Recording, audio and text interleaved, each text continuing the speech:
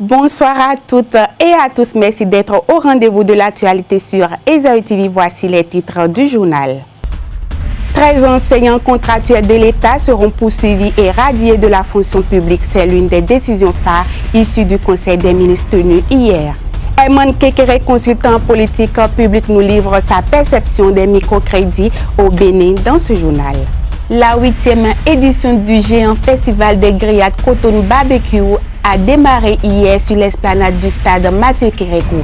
À découvrir dans cette édition les grandes opportunités qu'offre ce festival. Papa. Oui, ma fille. Tu sais, je t'ai dit qu'après mon bac, je veux devenir journaliste reporter d'images, non? Papa, tu penses m'inscrire où? Esaü. Esaü, papa. Waouh! Maman, maintenant que j'ai eu le bac, je veux faire les finances et trésors. Tu comptes m'inscrire où? Esaü, mon fils. Esaü? Oui, maman! Papa, Oui. tu sais qu'après mon bac, je veux être diplomate, non? Et tu comptes m'inscrire dans quelle université? Mais Esaü, naturellement.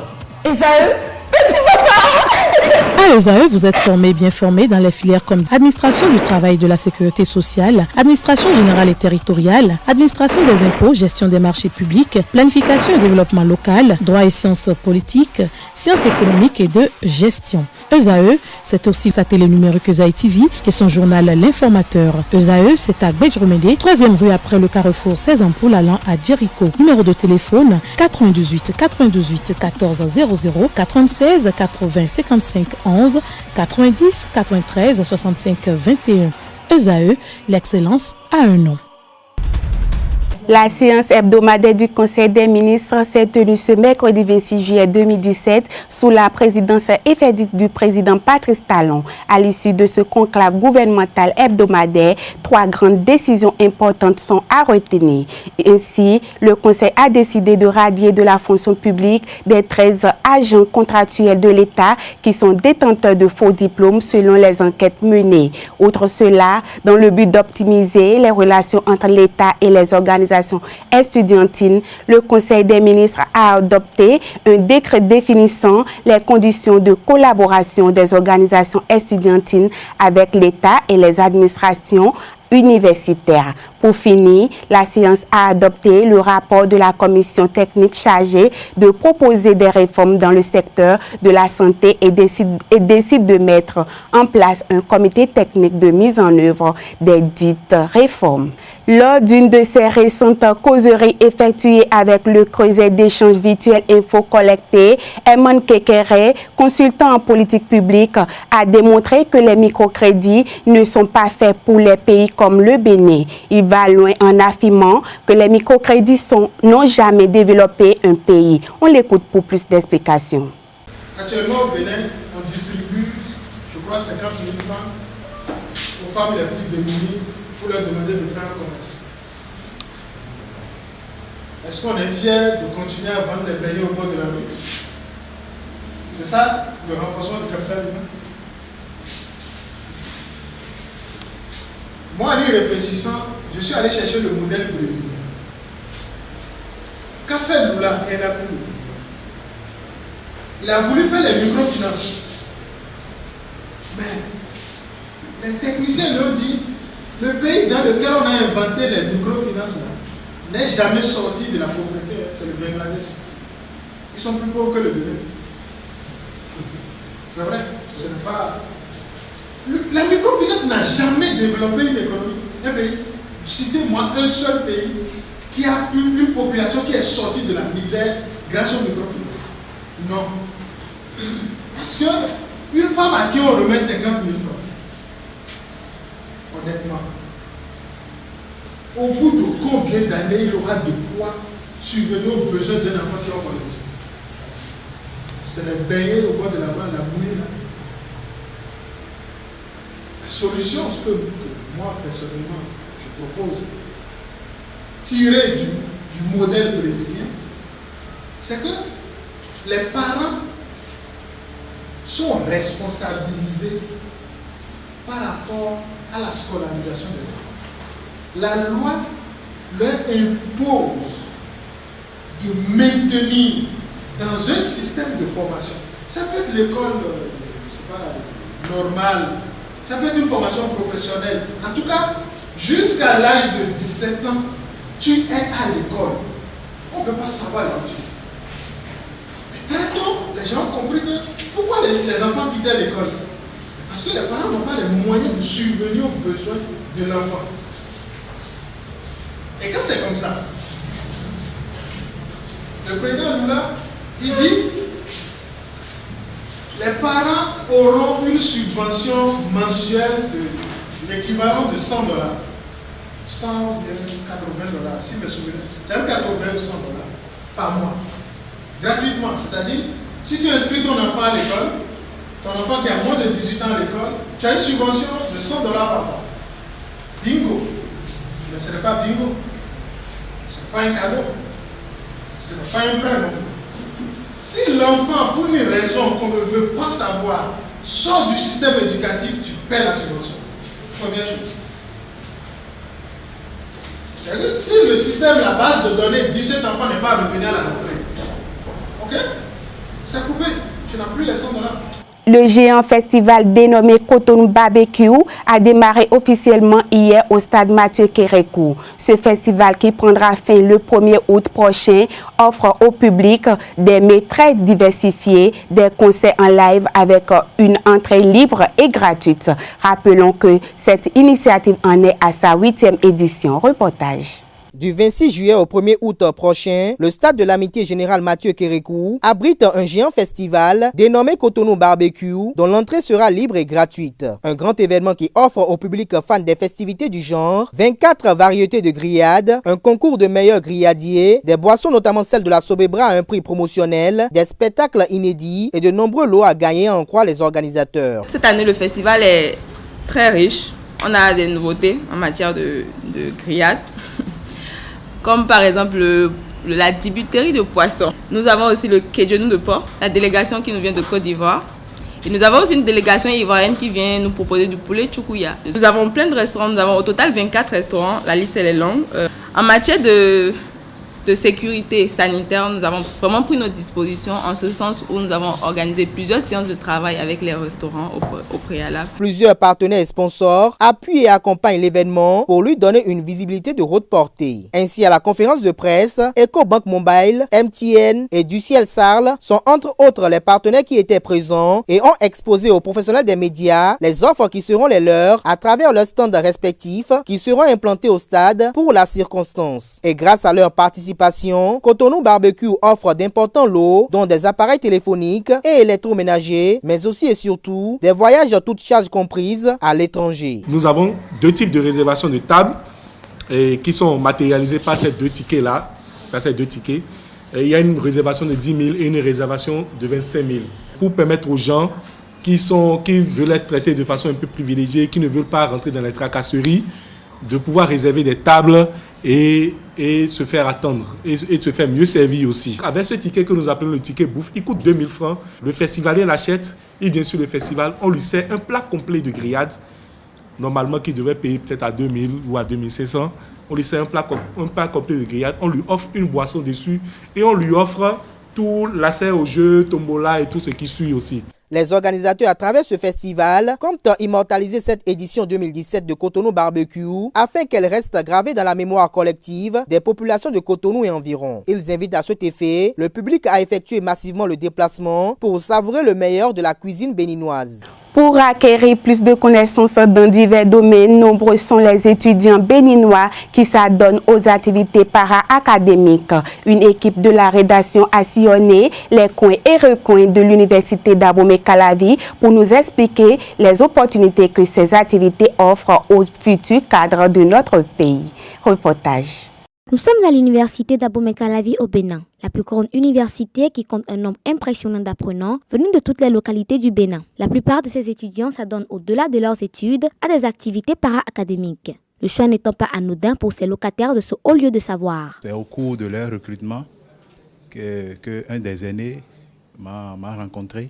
Cet aîné était un ami, il m'a convaincu de venir à l'Euro, puisque les amphis seuls ne nous permettaient pas de bien réussir ou bien de maîtriser quelque chose de pratique. Donc, ayant des ambitions telles que me développer, avoir l'expérience de développement personnel, le leadership, j'ai décidé de venir à l'Euro. Particulièrement, ce qui m'a motivé à être ici, c'est en fait pour faire la découverte de ce qu'on appelle le graphisme.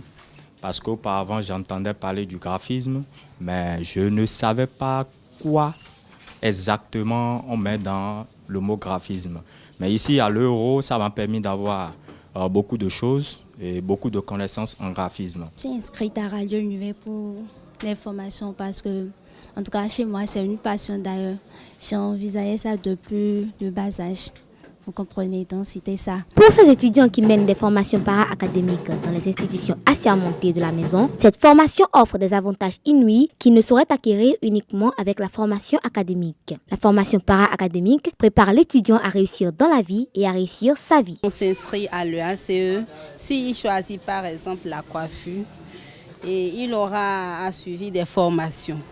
Et on donne aussi des attestations ici. Donc quand tu finis, tu as ton attestation et suite à l'attestation, si tu veux avoir ton diplôme, tu as également le diplôme que la mairie nous donne. Ce jour, le héros a formé plusieurs personnalités.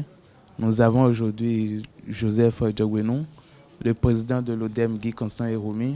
Nous avons Malik Gomina, l'actuel maire de Parakou, je nomme Charles Tokor, et plein d'autres qui font aujourd'hui la fierté du journal Le Héros. Associer la formation académique et la formation para-académique n'est nullement facile. Le prix à payer est énorme. Sacrifier ses cours au besoin pour de longues heures d'entraînement afin de les rattraper avec des heures supplémentaires. Le résultat académique est parfois fâcheux pour certains et pour d'autres, on tient bien le coup. Concilier les deux, c'est pas facile.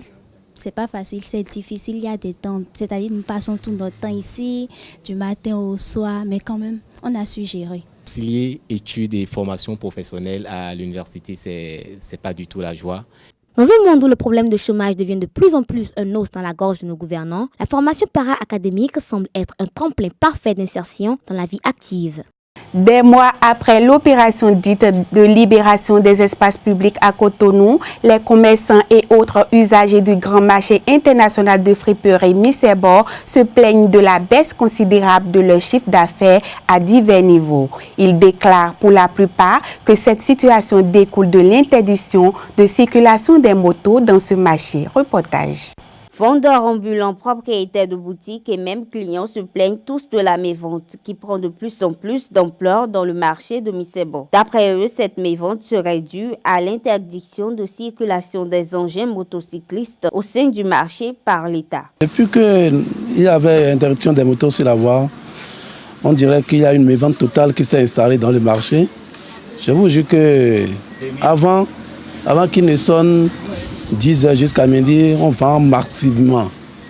Mais depuis qu'on a interdit que les motos ne vont plus circuler, je vous jure qu'on ne vend plus. Des fois, tu viens au marché, c'est difficilement que tu reçois comme la vente du jour, 150, 200 000 des fois. Tanto en dion min san de ke ya min da fi de ko ka san de dion azam ka cha san pon ko nu ta gwa no gandi nda ye ka lo monu min da ye ya no si sa de so de ya ni mele do zone di de utu mele mo so ba ma ari mene e won da mi prefer na ho kate e so ba ma ari me ya mi da so na du nu ai e ne ka gba file bi ne e gba file bi mi pon mi lo revoir din.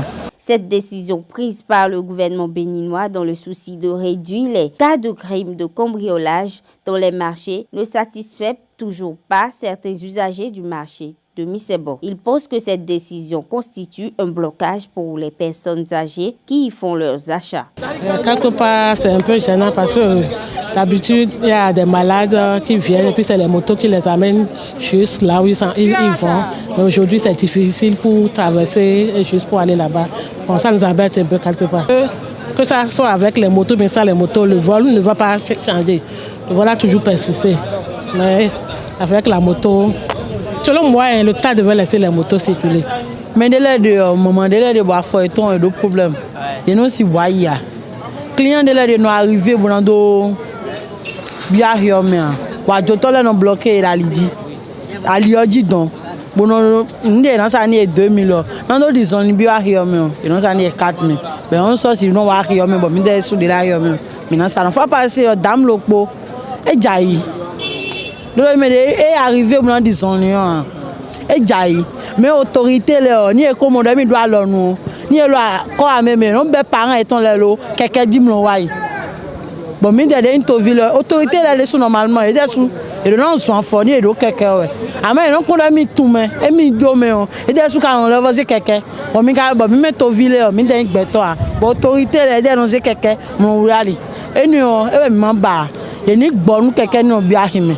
Ils espèrent vivement une réaction des autorités du pays en vue d'une amélioration de la situation.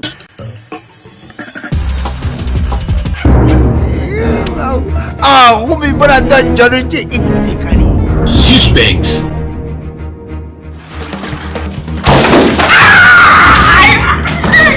Papa, mais qu'est-ce qu'il t'a fait? Drame.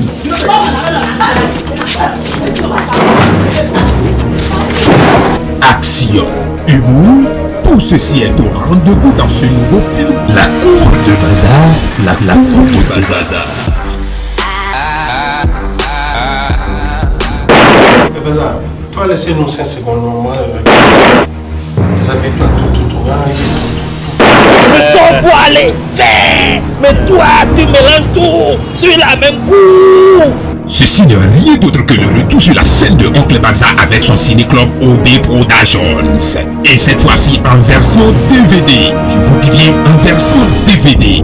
Procurez-vous de ce nouveau DVD de Oncle Bazar dans toutes les discothèques, les pharmacies, les supermarchés, même à la poste du Bénin au prix habituel de 1000 francs CFA. Et vous aurez de quoi vous distraire. Les gars, c'est mon super de mon baron, de mon père, tu viens à moi, quand il y en a un je suis pas braqué. C'est la fin de ce JT Soir sur Ezaouie TV. Agréable soirée à toutes et à tous.